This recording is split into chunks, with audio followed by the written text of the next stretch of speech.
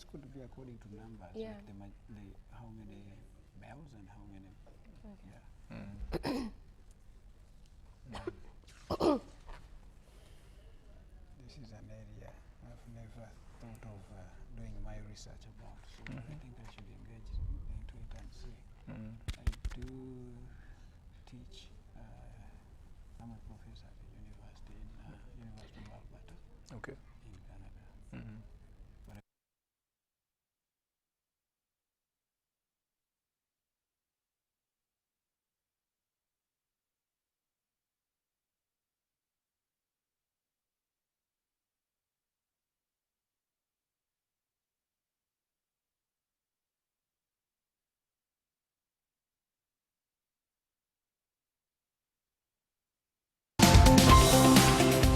is brought to you by Sparkle Saloon. Professional, affordable, and quality services.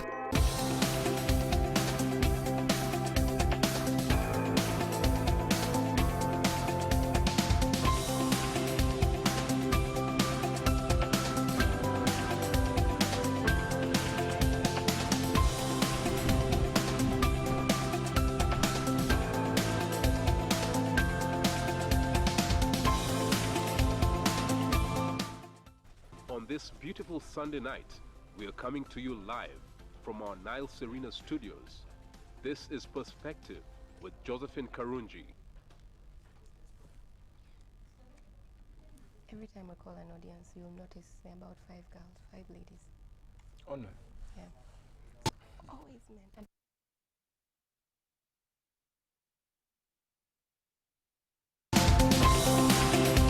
Is brought to you by Sparkle Saloon. Professional, affordable, and quality services.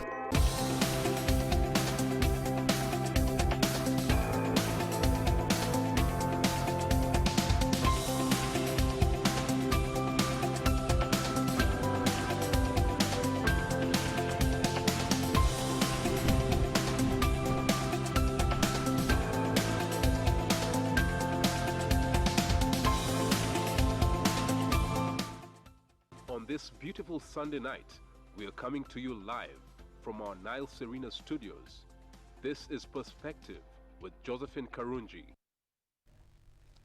a very good evening and a warm welcome to the program. We're coming to you from the Kampala Serena Conference Center, Nile Room. Tonight we're talking about UPE. On Liberation Day this year, this book was released and it's talking about universal primary education transforming Uganda. So tonight we thought it would be a good idea to look at how far UPE has come, the point of it, and where it intends to take us. Well, just before we get into this conversation, I'd like to hear from some of our studio audience members who have gone through UPE and would like to share just a bit about their journey.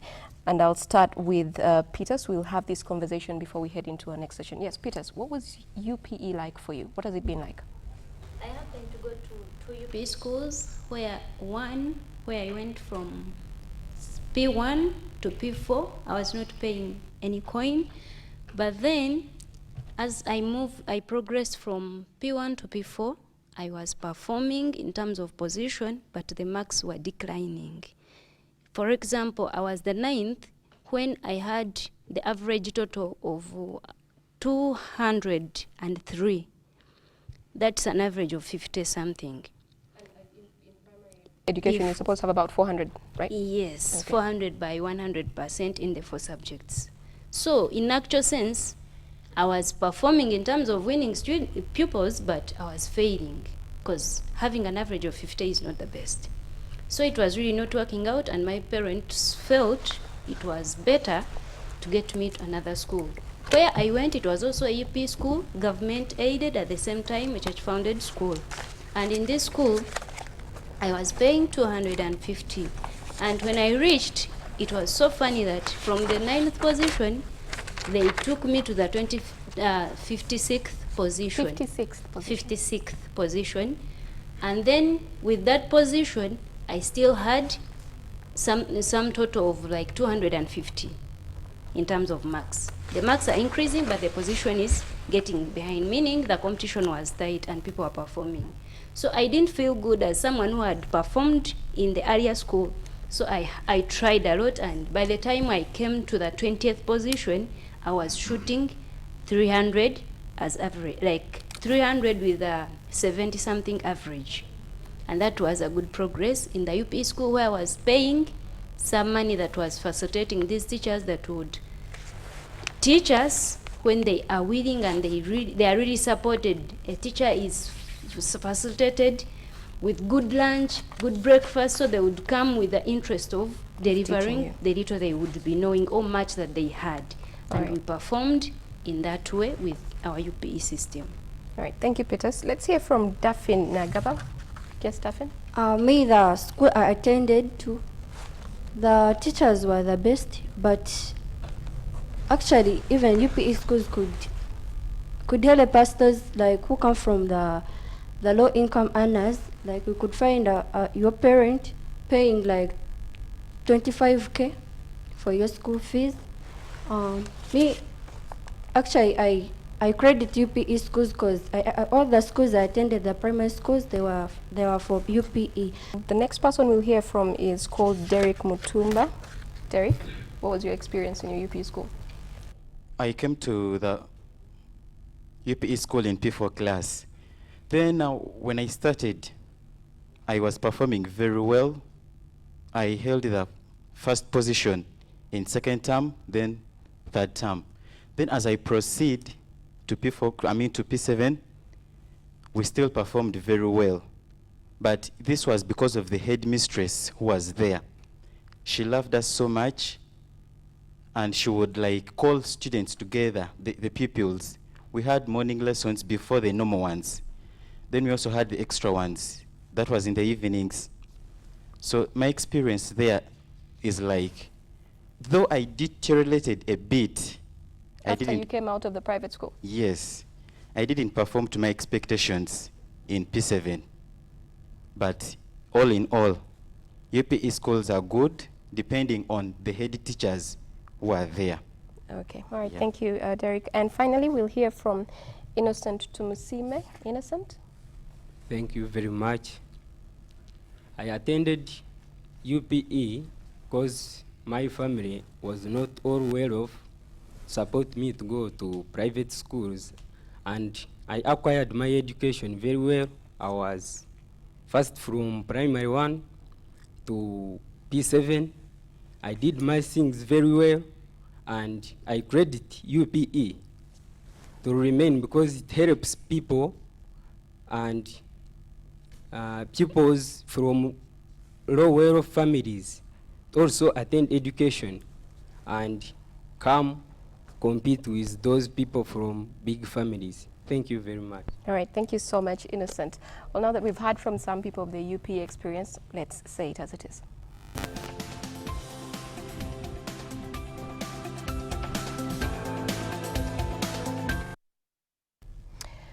Well, once again, we're coming to you from the Kampala Serena Conference Center, Nile Room. I'll introduce my guests, but I want them to tell us a bit more about themselves in just about a minute. I'll start with Dr. Lawrence Muganga, who is sitting next to me. Just tell us a bit about yourself. I know you're an educational author, but just to get a bit about you. Yeah, thank you. My name, as Josephine has said, Dr. Lawrence Muganga. I'm a writer, researcher, and a public policy practitioner. So who advises different governments on policy, be it social policy and education policy in particular. So yeah, and I'm based in Canada, University of Alberta, at the same time work for the government of Alberta. Okay. Yes. And sitting next to him is Mr. Agre David Chibenge. Mr. Chibenge. Thank you, Josephine. My name, as you've heard, is Agre David Chibenge. I work for the Ministry of Education and Sports as an administrator. I'm an undersecretary in the ministry. And before crossing over to public administration, I did briefly teach, and I have an education background. So in terms of the subject matter and the raising of our young people, I think as a teacher, I'm qualified to talk about Were you education. teaching in a UPE school or a private school? No, I taught in a government school. I taught in City High School, actually. Okay. It's the only school I taught in very briefly for about 2 years before I crossed over. Okay. Yeah. So let's just get right into our conversation. What was life like before UPE? I'm sure you both have an experience before the time UPE came on board. What was it like? You had to walk a very, very long distance. So we are talking about 10 kilometers for a child, right? So it becomes tough. So for me, and that was me, meaning I was lucky. But there are some kids I know I used to play with that we left behind, that never see light of day when it came to going to school. Okay. Right? Yeah, it was tough. Mr. Kibenge. Fortunately, I was of age at the time UPE was launched, and I was within the Ministry of Education by 1997. Before UPE came on board, from when you were a child and you were watching the education system, what was it like? What were we doing in schools? How were children going to school? 40% of children in this country were condemned never to step in classroom by 1987. And that is where government had to take a strategic decision. Do we continue with the education system the way it was, that discriminated against a certain number of Ugandans? Do we go in for democratization? Within the government white paper of 1992, government opted for democratization of education, and that's how the journey started for UPE. It did not begin in 92 though, because the resource implications were quite heavy on the part of government. And it was not until 1997 that government now declared UPE. Even then, government did recommend that rather than have all the children go to school at a go, they said we should start with a middle class, P4. And then initially, the thinking was that even if you started in a middle class, we should have 4 children per family benefiting from this program. One of them should be a girl, and another, if you have a child with disability, that too would have to benefit. But by the end of the year 1, literally all children in the families that were out of school had been brought to school. Okay. Now that created a challenge. Would government be that insensitive to send back the other children beyond the 4 that it had initially set out to take care of? And a decision was again taken at government level that whatever it takes, let's struggle to keep all these children in school up to when they complete. And that's why there was that surge in terms of the numbers that accessed. At the advent of UPE, we had about 3 million children enrolling in school out of 1 point something that were in school at that time. So the journey has been now 20 years to where we find ourselves. Hence this particular book. Yes. You've mentioned the girl child, you've mentioned children with disabilities. What else was the point? And also making sure a larger number of Ugandan children went to school. What else was the point of UPE? The other very important, I think, decision government took was to target, and you've heard some of the members of the audience, target the low-income earners. UPE was primarily for those parents that were having difficulty with raising school fees, tuition fees for the children. I think it is better, we are better off to have some education for everyone than having every education for just a few. Right now, the only issue that people, of course, would come up with is that is it qualitative? Like, are we receiving what we are supposed to receive out of these students as they come out of school? So the aspect of accessibility, like of education for everyone, it is doing what it is supposed to do. The aspect of literacy, it is doing what it is supposed to do. Okay, so then you ask the question, are we giving what we're supposed to be giving these young people, or are they receiving what they're supposed to be receiving? And I guess that is for you, Mr. Chipenge. Of course, I listened to the submissions. Was the first one Eunice? Yeah, Peters. Peters. No, Peters. Yes. And she did talk about and that's something that disturbs me also, not only as a policymaker, as a teacher, as a parent. She thinks that 50 is failure. And there's that obsession that we have for the marks that children are getting in class, children are getting in examinations, to a point that even a kid, like in the recent PLE examinations that we've just released, I've seen parents who are disappointed that their children got aggregate 6, got aggregate 9, 10. They think their children are failure. They are making the children also believe that they are failures, which for me is most unfortunate. Education is not about knowledge that a kid is going to acquire or develop, and is not about a one-off examination that tests the head knowledge. Education is about the totality of the individual. And that's why when we go to the village and you have 3 degrees, you are a PhD holder, and you don't greet people you find along the way, the first question they are going to ask, these are the so-called educated people, what did they learn in school? Greeting alone becomes a measure for people to judge whether you are educated or not. So education is not about marks. Quality is not about aggregate 4. Education means a lot more. So when we discuss quality, we are looking at the inputs into the process. What is it that is being made available? Are the schools there? Are the classrooms conducive? Is school safe for the girl child as it should be for the boy child? Is everything that a kid needs to learn available? If not, to what extent do we need to improve or do more? Okay. When you finish that, there is the process itself, the teaching, learning process.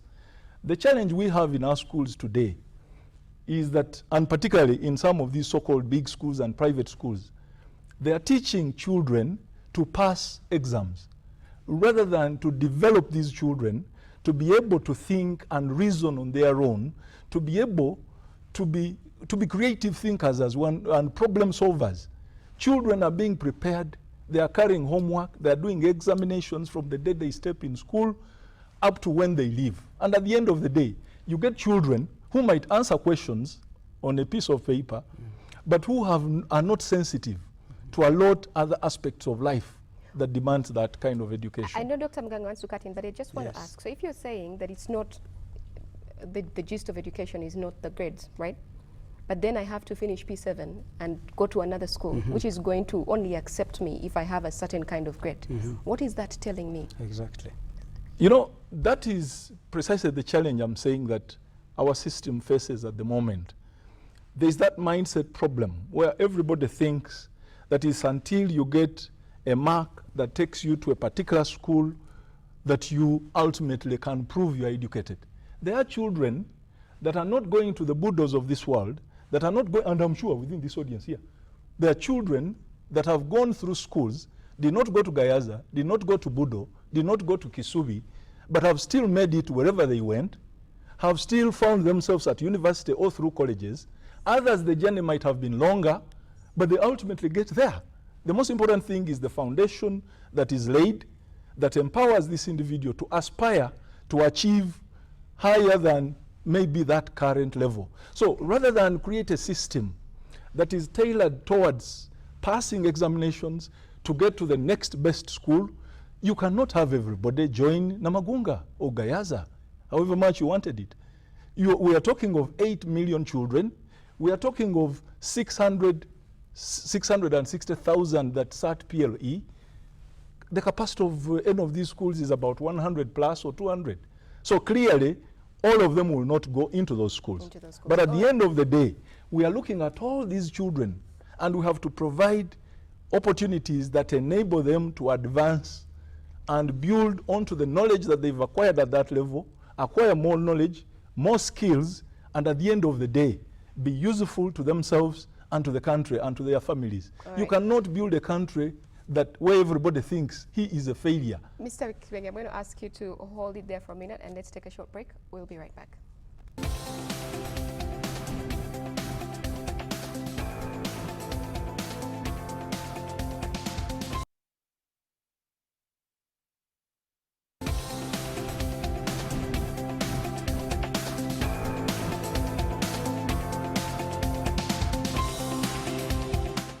from the Kampala Serena Conference Center Nile Room. And tonight we're talking about UPE. We're looking at the gains of UPE and where there are still a couple of challenges. I know before we took a break, Dr. Mganga really wanted to say something. Let's hear you out. Yeah, mine was simple. I am really thrilled and glad to hear from Mr. Agre Chibenge, what he has said. It is great to hear that someone who crafts policy on a daily basis has interpreted UPE or education the way he does. Though my challenge is his assertion doesn't look like the system, the applicability, how it is applied. You just touched it, for example. These students, the students, some of, in the audience we may have students, if you had them consistently, they were talking about how they were discouraged by deterioration of their marks. Some of them increased.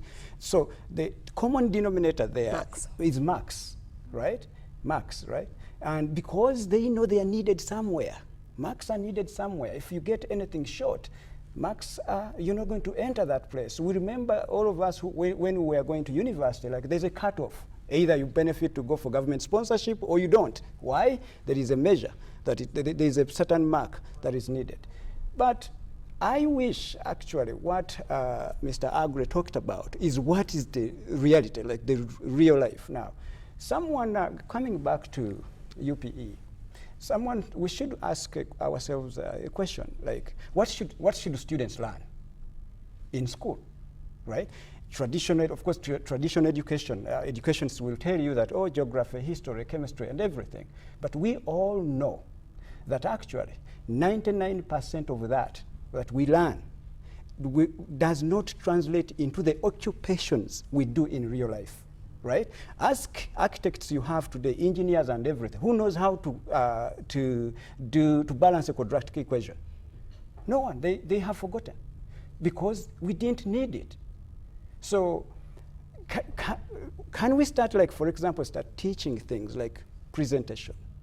How do you start designing even a website? How do you start speaking in front of people? How can I relate with Mr. Agre? Like we network. I know we need each other. How culture, like he was speaking about. Exactly. Can we also stop, like, can we stop looking at a number, like, why should Peters really be worried about getting an 80%? Why can't we study, like, we have examples elsewhere that assessment should not just be a test. Can it be just an experience? Can we simply, because elsewhere, you can't see this thing called UPE exams. For what? Ask yourself, for what right now? I'm curious to know what... Right? This is, how old are you supposed to be in primary 7? 13? Or 12, 13? 12 years. What are you testing a 12-year-old? They still have 8 years to live. Right? Let's have Mr. Kiwenge respond to that. But precisely that is the point I'm making, that if we focus narrowly on marks, then we miss the bigger point. Right. Because education, like somebody one time defined it, is what remains of an individual so many years after you've left school. True. There are so many things I learned in primary, at secondary school, that I don't need in later life. Not that in terms of building the knowledge, they were not necessary. It gives me a foundation that allows me now to unleash my potential as an individual. I agree, there are certain skills that are important that should be developed. Skills to do with problem solving, creative thinking. That's right. Even communication is a skill, coordination, networking. Right. These young people here, different universities, for example, the mere fact that they are part of an audience here, do they see an opportunity in their being seated here as a group? That's right. Can they, when they leave, even share certain ideas that can help them break through? Or do they need a teacher all the time to stand here and tell them what should happen? So for me, that is education. And there are some of these aspects that are not examinable. So we miss a point when everybody, we the policymakers, I agree, if we have a curriculum, a syllabus that is tailored towards only knowledge into the heads of these children, half of which they will not need in later life. Because at the end of the day, where I sit and where I work, if you asked me how much of what I learned I apply in my day-to-day life, no. There are different skills that I need I just must say that we all studied Canadian prairies, but I think it's only Dr. Muganga that precisely who is in Canada. And if you asked me, what have I done with it, other than knowing it's there, right? Knowing that they grow a lot of rice and wheat over there. That's all. But then my question again remains, and I think Dr. Muganga hinted on it, and you have quite a unique name, Peters, as well, that the education, the grading, the marks. Yeah. But even if you're telling us that it shouldn't be important, do the teachers know? Do the head teachers of the next school that my child is going to want to go to know? Do they know that it's not the aggregate 4 and that's where that I should ask for? But then also, as we're looking at this UPE 20 years later, is this what is in our UPE schools? What does UPE in 20 years, in 10 years look like? What are we looking at for the future of UPE? Before you answer that question, let's get some more questions from the audience. I would like that to be, one of our closing remarks. I would like to hear what we plan for UPE. I think the government needs to invest some more assets or some more, like the finances. The teacher get the good payment, the housing and so on. So as at least to outcompete or to compete with the private ones. All right. Thank you. So his question takes me to a point in this book. There's a part where it says UPE takes the lion's share of the education budget. Yes. I think he's asking that it be given more money. Yeah. The education sector, generally requires more resources than we have at the moment. But the other point I think that we've not made so far is that education is a partnership. That government, yes, can provide the teachers, can provide the classrooms and the schools, can provide instructional materials and textbooks and the science materials, but the parents also, to a certain extent, have a responsibility. Children are going hungry. If government cannot provide, for example, a budget that takes care of what is required to feed children at school, should the parents also abdicate that responsibility? Because children are coming to school hungry. And that affects the grades we are talking about. Because the children are saying we are failing to get the grades. Yes, the teachers are there, the classrooms are there, much more than we had 20 years ago when we launched UPE, but the parental role and responsibility. Somebody talked about, was it you who talked about the private schools? That there is a feeling that your colleagues, the children that go to private schools, are doing better than those that are going to the public schools, understandably. Because a parent who is taking a kid to a private school does not need any reminders with regard to what that child needs, with regard to feeding of that child. Every morning they are packing what the kids need at school. They're not going hungry at school. So clearly, I think that partnership must be actualized so that the parents also contribute. I think Daphne or Peters also mentioned that she was paying 200,000 plus above 250,000? In a UPE school? In a UPE school. And she was saying in that particular UPE school, it was better because that money was going towards facilitating the teachers to, either have meals or transport or something. That can't be a UPE school. It was a church-founded at the same time. It was a government-aided school. Government-aided and church. There's a difference between a government-aided school and a UPE school. Okay. They are government-aided schools. And even at secondary, we have USE, for example, Universal Secondary Education. A school like King's College Budo, I've given that example, is a government-aided school. But it's not under the USE program. And the parents who take children to Budo must be ready to pay school fees. There are some schools that are offering primary education. They are government-aided. Primary schools. I went to one such a school, Muiri Primary. I was in Muiri Primary. Primary 1 to P7. It's a boarding school. It's a government school. But parents pay fees, because it's not a UPE school. The UPE schools we are talking about were schools that were supposed to be within proximity and basically mainly within walking distance. So what was she paying that money for? Was it? I don't know. I would be interested.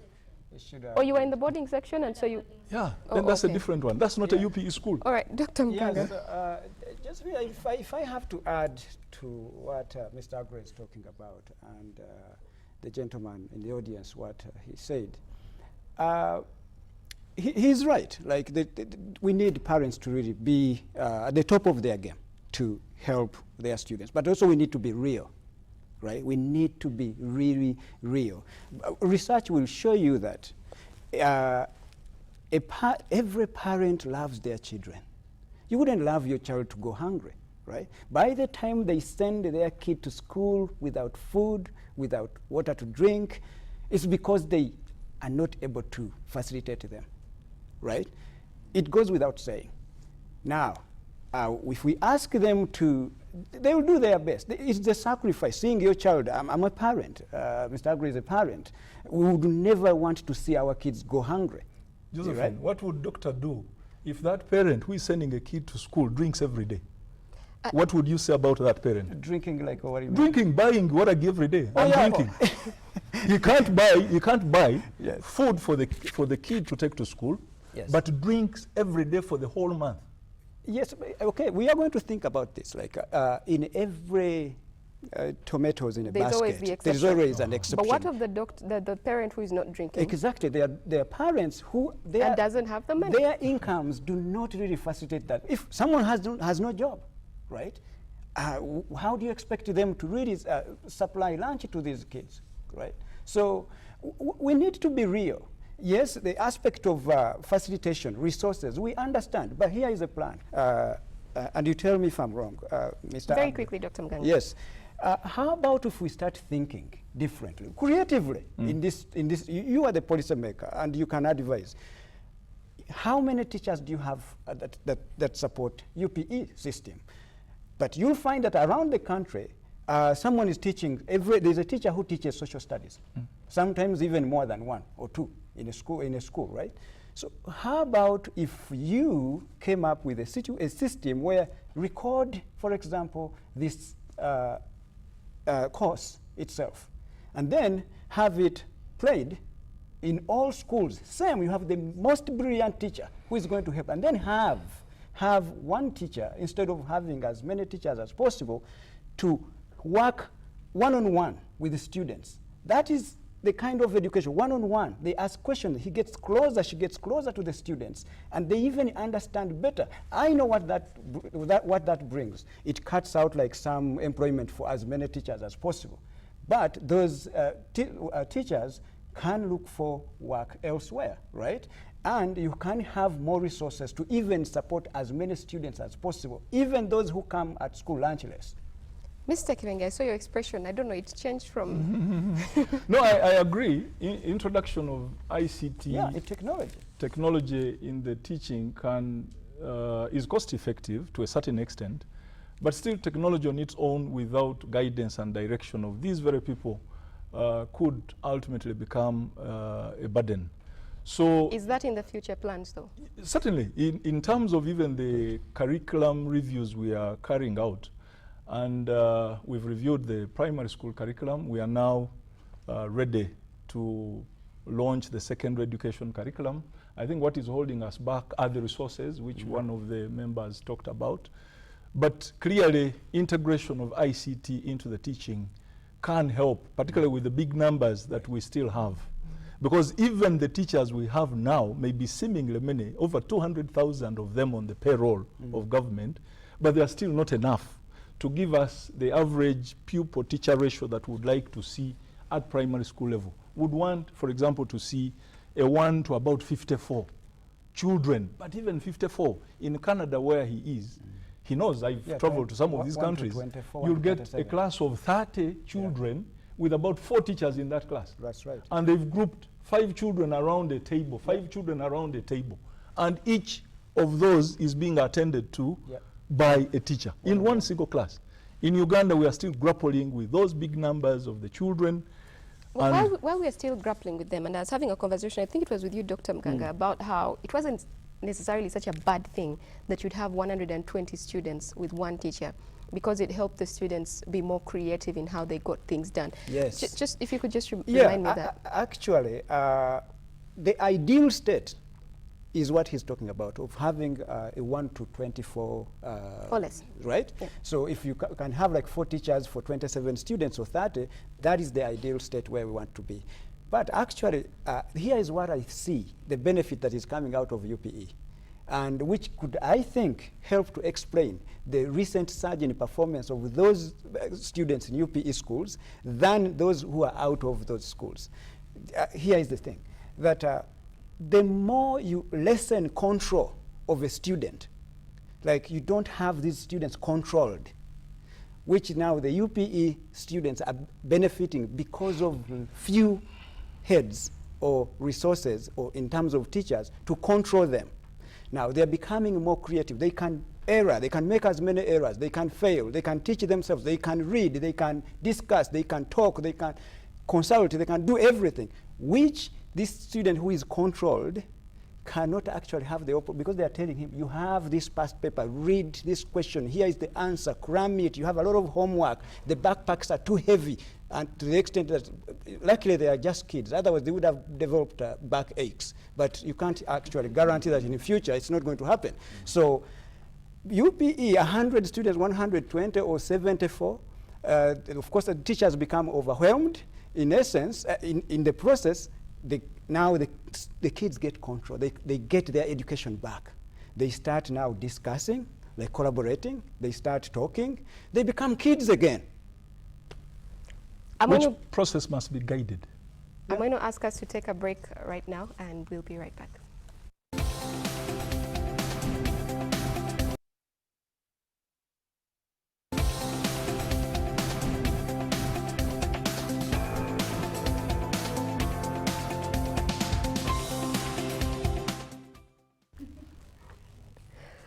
Welcome back. We're coming to you from the Kampala Serena Conference Center, Nile Room. And like I mentioned earlier, on the 26th of January, Liberation Day, the UPE, Universal Primary Education Transforming Uganda, 20 years since the start of UPE book was launched, and it's out there somewhere. Mr. Kibenge, where is this book?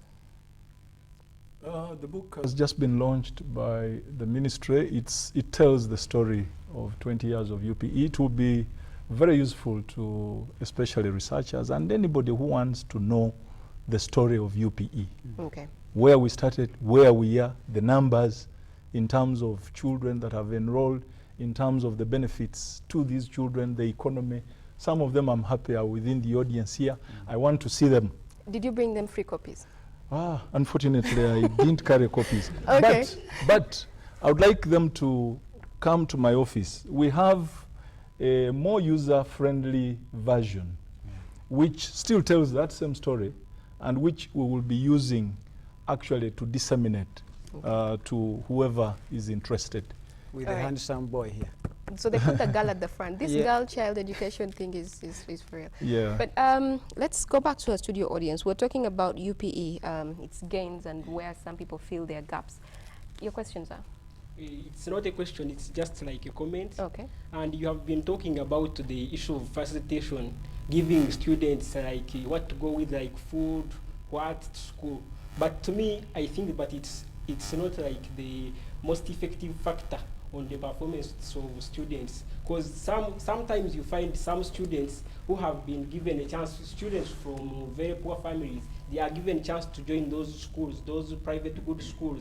They go there and perform without any good facilitation. They just go without all the requirements, but they still perform. They know their parents struggle. There I suggest that it's not that the effective factor, that facilitation, not the most effective. There are other factors like the leadership. All right. Okay, thank you. Thank you. I entirely agree. By the way, if you want to see how one can succeed in education, you look at it from a pyramid point of view. That in one corner, you have a parent. In the other corner, you have a school. And I agree, at the level of the school, management comes in. Somebody here talked about the head teacher. Where the head teacher is effective, the teachers are effective, you certainly will get results. Then there's the pupil. And in that pyramid, at the center of it all, there must be learning. So if the child in one corner is not supported in the learning process by the parent and the school, if it were the school alone, then something certainly will be compromised. If it was the parent alone struggling and the head teacher is an absentee head teacher, the teachers are absentee teachers, the student is the student still will not get what he or she expects. So I entirely agree with you. It is a pyramid where all these factors must be at work. Okay. The next question, sir. Thank you. I'm called Warija, but my aspect is about the UPE. I asked myself whether UPE do still exist for sure. If you look at supervision within the village, it is just within here in Kampala. But when you go deep to the village, there is nothing like UPE. First of all, you find in a certain school there are only 4 teachers teaching more than 300 students. Now, you ask yourself, at the end of the day, they are paid. So what I talk about this UPE and what is the most thing that is challenging UPE is the private school, whereby for them they have that supervision for within the teachers have to come and teach, they see whether the students have come, but in village, schools are still bad roof. Is this from experience? Is it from research? From experience, whereby I myself I am a victim of whereby I was from a government school in P1 up to P6. By then, I was challenged when I went to private school, and they took me to P3. From P6 to P3? From P6 to P3. Because I was the best, by the way, in that school, I could just get 50 as a total. 50, and I could be the best student ever. But after reaching the private school, I was just demoralized, putting me in P3, and that is it. Oh, okay. Yes, Dr. Muga. Yeah. That's a huge leap from P3 to P6 to P3. Yes, it is very, very, very unfortunate that a child has to go through something like that. But look at you today, how you can express yourself, how good you are. You managed to make us really go touched, laugh, excited, but you have gone through this horrible situation where you have lost time, right? I understand UPE as is. Rome was never built in a day. I don't work for government, he works for government. But I understand it's a process. It can get better. But we are in the, right now what everyone is facing is the right start. At some point things will get better, right? But again, here is the thing, where it brings me back to how do you measure one's performance? That is the reason why you were taken back from primary 6 to P3, right? There is one saying I usually like telling people that in school, we receive lessons first, right? And then we get tested, right? But in real life, we get tested and fail, and then we learn our lessons. How can we tailor this system? Mr. Agri can talk about that.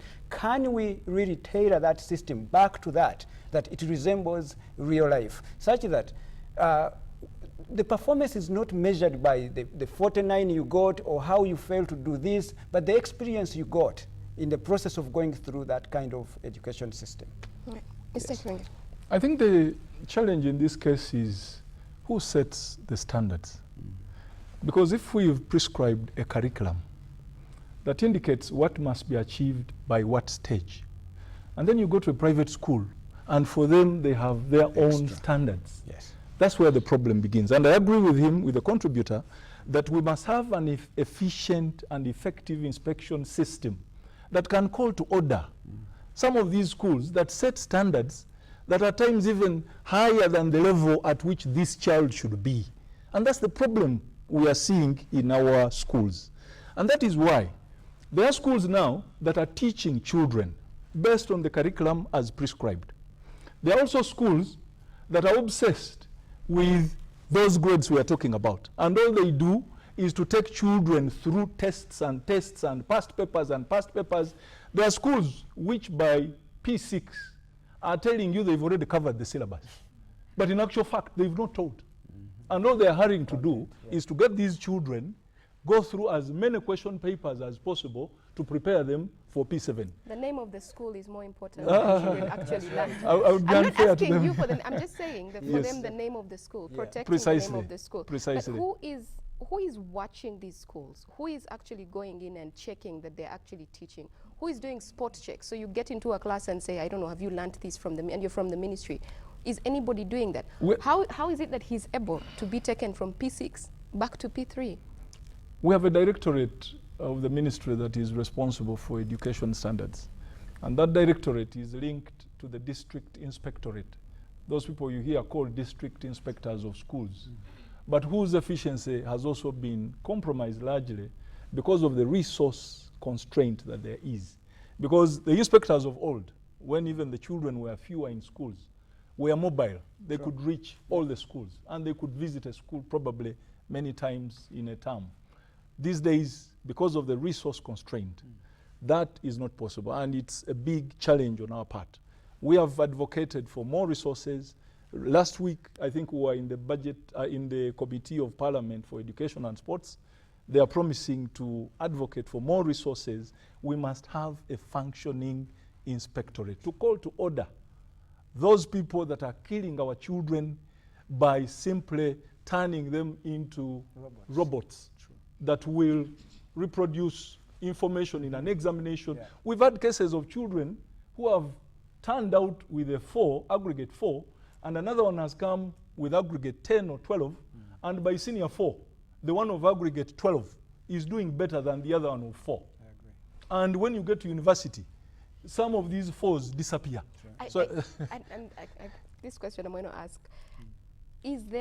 why do schools have to put this limit of 4? We're only taking 4s and 5s and 6. Is it? But it's caught even in the mind of the parents. It's not only the schools. The parents, everybody is looking at the 4. Why is it acceptable? But you've just said it yourself. Like now, the name of the school, that there are schools that have categorized themselves as first world schools, right? And now the name is very, very essential to that. And that comes with some finances, money, right?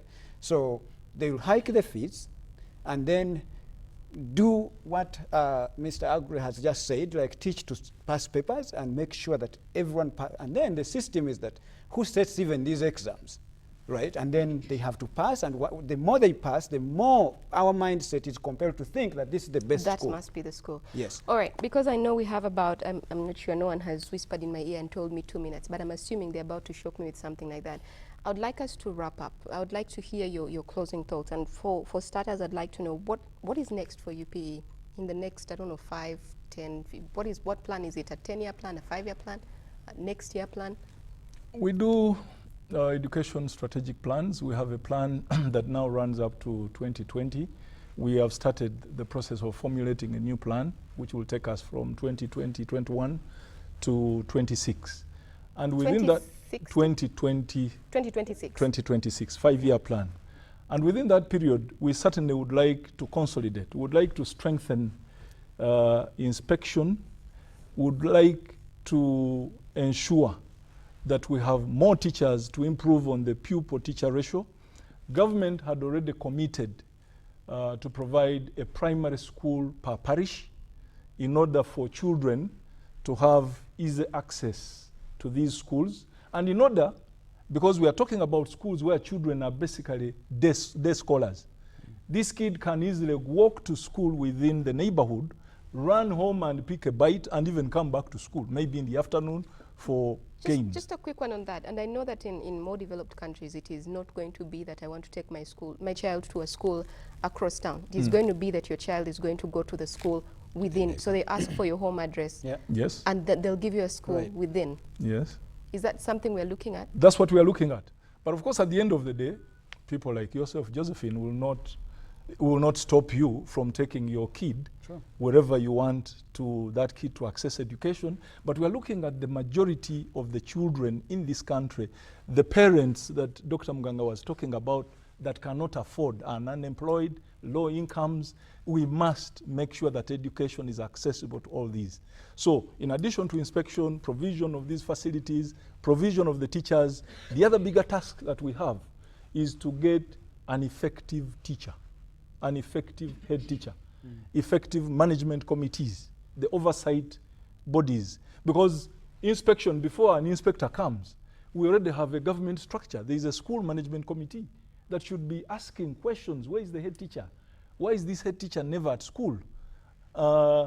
And the teachers themselves. We have now started investing in programs like assessing teachers' time on task. How many times does a teacher appear in school? What does he or she do with these children? How much are they engaged? Even when we must get to the level Dr. Mganga was talking about, of giving these children freedom to discover knowledge on their own, they still need the guidance of that teacher for them now to consolidate whatever they have. Because part of what they pick, we are living in a world of social media, of internet, and these children are at liberty to pick so many things. So there must be a teacher at least to help them, together with the parent. Because apart from teaching and learning that takes place in school, I belong to that school of thought that says there is no bigger university in the land than the home. Right. There is no better professor than the parent.